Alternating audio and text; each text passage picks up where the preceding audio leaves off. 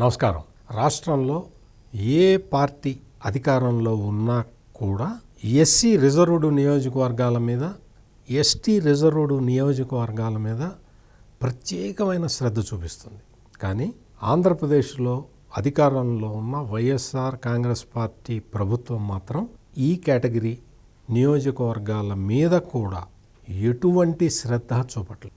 అందువల్లే SC ST నియోజకవర్గాల్లో ఎమ్మెల్యేల మీద పూర్తి వ్యతిరేకత ఉన్నది అన్న రిపోర్టు వస్తూ ఉన్నది. ఆ రిపోర్టు వస్తే పార్టీ ఏం చేయాలి అంటే ఆ రిపోర్టుని దగ్గర పెట్టుకొని ప్రభుత్వం నుంచి ఏం చేయాలి అని ఆలోచించాలి. కానీ విచిత్రంగా జగన్మోహన్ రెడ్డి ప్రభుత్వం ఏం చేస్తున్నదంటే ఈ ఎస్సీ ఎస్టీ నియోజకవర్గాలకి ఇప్పటి వరకు ప్రాతినిధ్యం వహించిన ఎమ్మెల్యేలని, అంటే ఎమ్మెల్యే అభ్యర్థుల్ని మార్చేస్తున్నది.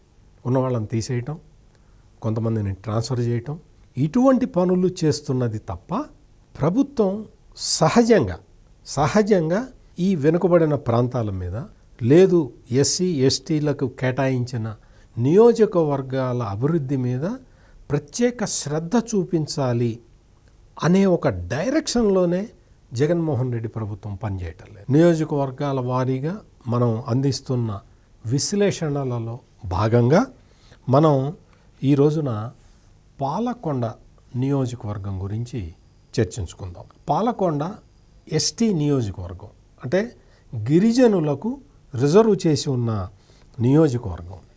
ఈ నియోజకవర్గం మీద అంటే అక్కడున్న రాజకీయ పరిస్థితులు ఏ విధంగా ఉన్నాయి, అవి ఎటువైపు మొగ్గు చూపుతున్నాయి, ఏ పార్టీ వైపు మొగ్గు చూపుతున్నాయి, అక్కడున్న టోటల్గా మొత్తం ఉన్న సమస్యలు ఏంటి, ఇటువంటి అంశాలని మనం చర్చించుకుందాం. పాలకొండ నియోజకవర్గంలో చాలా ఒక ప్రత్యేకత ఉన్నది. అక్కడ ఏంటంటే జీడిపప్పులు, పైనాపిల్, అల్లం, పసుపు లాంటి కమర్షియల్ క్రాప్స్ బాగా పెంచుతారు, బాగా పెరుగుతాయి, బాగా ఈల్డ్ కూడా బాగా వస్తుంది. వీటిని గనక ఈ రైతుల్ని వీళ్ళని గనక ఆదుకొని వాళ్ళకి ప్రోత్సాహాలు అందిస్తే మనకి అసలు మనం దేశానికే విదేశీ మారక ద్రవ్యం ఎక్కువగా వస్తుంది. అంటే ఈ పాలకొండ ఎస్టీ నియోజకవర్గం అంత కీలకమైన నియోజకవర్గం. అసలు మొత్తం ఇక్కడ ప్రకృతి అందాలు మొత్తం అంతా అట్లా పరుచుకొని ఉంటాయి. అంటే గిరిజన గ్రామాలు అవి ఉంటాయి కాబట్టి ఈ గిరిజన గ్రామాలు ఇవన్నీ కూడా చూస్తే అక్కడ పండే పంటలు, కమర్షియల్ క్రాప్స్, ఇవన్నీ కూడా అసలు ఏ ప్రభుత్వం అయినా సరే పాలకొండ నియోజకవర్గం మీద పూర్తి దృష్టి కేంద్రీకరించాల్సిన పరిస్థితులు ఉంటాయి. కానీ ఇక్కడ వైఎస్ఆర్ కాంగ్రెస్ పార్టీ ఎటువంటి అభివృద్ధి కార్యక్రమాలు చేపట్టలేదు. మొత్తం ఇక్కడ 72% మంది అర్బన్ పీపుల్ ఉంటారు. అంటే రూరల్ పీపుల్ కన్నా కూడా అర్బన్ పీపుల్ ఎక్కువ. మరి ఈ గిరిజన ప్రాంతంలో పట్టణ ప్రజలు ఎక్కువగా ఉండటం అనేది ఇక్కడ ఒక పెక్యులర్ అంశం. వీళ్ళల్లో కూడా గిరిజనులే ఎక్కువ మంది ఉంటారు. అంటే ఈ మొత్తం కాన్స్టిట్యున్సీ మొత్తం కూడా ఇదంతా కూడా ఆంధ్ర ఒరిస్సా బార్డర్ సరిహద్దు గ్రామాల్లో ఉంటుంది. ఈ నియోజకవర్గానికి ప్రస్తుతం వైఎస్ఆర్ కాంగ్రెస్ పార్టీ తరఫున విశ్వాసరాయ్ కళావతి ఆమె ఎమ్మెల్యేగా ఉన్నారు. ఎమ్మెల్యేగా ఇప్పుడు రెండోసారి ఎమ్మెల్యేగా కూడా ఎలక్ట్ అయ్యారు. సెకండ్ టర్మ్ పనిచేస్తూ ఉన్నారు. ఆమె ఏదో బ్యాంకు ఉద్యోగం చేస్తూ ఉంటే ఆమె టికెట్ అడిగితే జగన్మోహన్ రెడ్డి టికెట్ ఇచ్చాడు.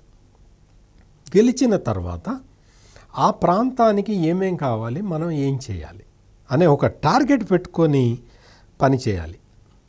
కానీ ఇక్కడ ఎమ్మెల్యే కళావతి అటువంటి కార్యక్రమాల జోలికి పోలేదు. మొత్తం అంతా కూడా సంక్షేమం, మన జగనన్న పెన్షన్లు ఇస్తున్నాడు, ఆ పెన్షన్లు తీసుకొని మీరు బతకండి అన్న వైఖరితోనే ఆమె ఇన్ని రోజులు పనిచేశారు. దాంతో ఏమైంది అంటే అంతకు ముందు గ్రామాల నుంచి పట్టణాలకి కనెక్టివిటీ ఉండేది, రోడ్డు లింకులు ఉండేవి. ఆ రోడ్డు లింకులు ఇంకా చాలా గ్రామాలకు వేయాల్సి ఉన్నా కానీ డోలీ చావులు ఉండేవి కాదు. అంటే డోలీ చావులు అంటే గిరిజన ప్రాంతాల మహిళలు వాళ్ళు డెలివరీకి వాటికి రావాలన్నా ఏదైనా అనారోగ్య కారణంతో వృద్ధాప్యంలో ఉన్న వాళ్ళైనా వాళ్ళని తీసుకురావటానికి అంబులెన్సులు పోయే అవకాశం లేదు. అందుకని వాళ్ళని డోలీల్లో తీసుకొని వస్తుంటారు. తీసుకొచ్చే సమయంలో మార్గ మధ్యంలోనే మరణిస్తూ ఉంటారు. ఇటువంటి దయనీయమైన సంఘటనలు ఈ 5 సంవత్సరాల కాలంలో విపరీతంగా పెరిగిపోయినాయి. చాలా గ్రామాల్లో సురక్షిత తాగునీరు లేదు, వ్యవసాయం లేదు. మొత్తం నాగావళి నది చెంతనే ప్రవహిస్తూ ఉన్నా కానీ చాలా గ్రామాలకి తాగునీరు లేదు. ఇటువంటి దుర్భరమైన పరిస్థితులు పాలకొండ నియోజకవర్గంలో నెలకొని ఉన్నాయి. ఇక్కడ నేను ముందరే చెప్పినట్టు ఈ నియోజకవర్గంలో ఒక అభివృద్ధి కార్యక్రమాలు జాగ్రత్తగా చేపట్టి అక్కడ ఈ రైతులకి ప్రోత్సాహకాలు, గిరిజన రైతులకి ప్రోత్సాహకాలు అందించగలిగితే మనం విదేశీ మారక ద్రవ్యం కూడా సంపాదించుకోవడానికి వీలు ఉన్న ఇంత విలువైన నియోజకవర్గాన్ని రాష్ట్ర ప్రభుత్వం మొత్తంగా మర్చిపోయింది. ఇక్కడ ఎటువంటి అభివృద్ధి కార్యక్రమాలు జరగకపోవటం, తోటపల్లి రిజర్వాయర్ ఎడమ కాలువ పనులు ఇంకా కొనసాగుతూనే ఉన్నాయి. ఎప్పటికి పూర్తవుతాయో తెలియదు. చాలా రిజర్వాయర్లు వాటి కాలువలు తవ్వటం, ఆ పనులన్నీ కూడా పెండింగ్లో ఉన్నాయి. జగన్మోహన్ రెడ్డి ప్రభుత్వం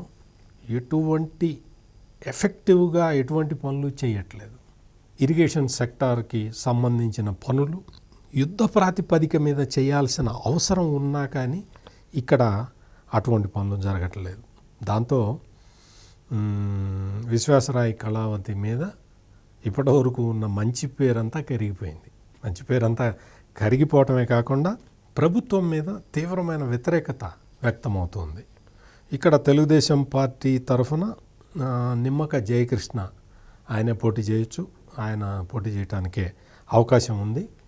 మొత్తం ప్రభుత్వం మీద ఈ నియోజకవర్గంలో వ్యతిరేకత స్పష్టంగా కనపడుతున్నందువల్ల స్థానిక ఎమ్మెల్యే ఏం చేస్తున్నది, ఏంటి, ఎట్లా చేస్తున్నది అనే విషయాల జోలికి పోకుండా మొత్తం కూడా ప్రభుత్వానికి వ్యతిరేకంగానే అన్ని వర్గాలు కూడా ఆలోచిస్తూ ఉన్నాయి. అందువల్ల ఈ పాలకొండ ఎస్టీ నియోజకవర్గంలో మళ్ళీ తెలుగుదేశం జెండా ఎగరటానికి అవకాశాలు మాత్రం చాలా స్పష్టంగా కనపడుతూ ఉన్నాయి. మరొక నియోజకవర్గంలో ఉన్న రాజకీయ పరిస్థితులను విశ్లేషిస్తూ మళ్ళీ కలుద్దాం. నమస్కారం.